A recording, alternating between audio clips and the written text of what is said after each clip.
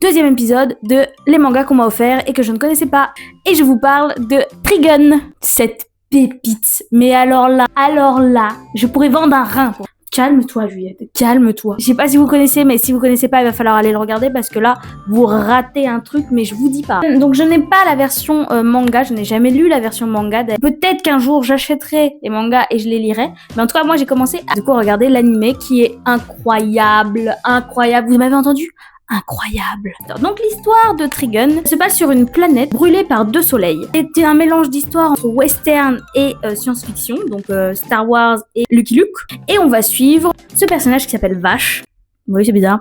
Qui est recherché pour crime, agression sur des femmes, destruction de villes, crime en tout genre, enfin bref, le pire bandit de ce siècle en tout cas. Et du coup, il est recherché, il a une grosse prime sur lui, etc. Il est constamment suivi par Meryl et Millie, deux personnages qui sont des agents d'assurance, suivre les dégâts, prévenir les futurs dégâts qu'il va causer, etc., etc. Et au fur et à mesure de l'histoire, on découvre en fait que c'est un grand pacifiste qui ne ferait pas de mal à une mouche. Vraiment, c'est une crème, voilà ce mec. C'est juste qu'il est très maladroit. Un mec avec des flingues, maladroit.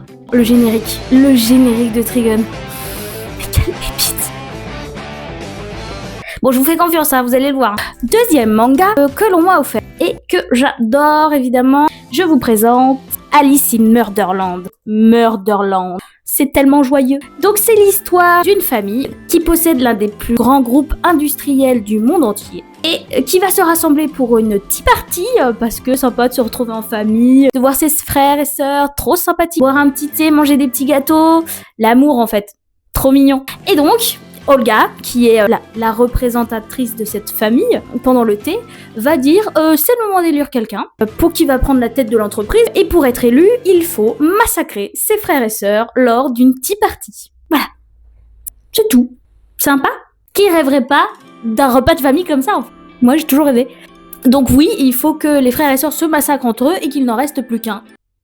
Dans ce manga, on va surtout suivre Stella, qui est schizophrène et se croit être Alice au pays des merveilles. Voilà, c'est super cool, j'adore. J'aime bien ce côté un peu juste d'une réunion de famille et après ça finit en bain de sang, un peu à la Hunger Games. Voilà, si vous aimez bien ce genre de manga, il est vraiment cool, je vous le conseille. J'espère que cette sélection vous a plu. En tout cas, moi, je vais retourner lire des mangas et je vous dis à plus.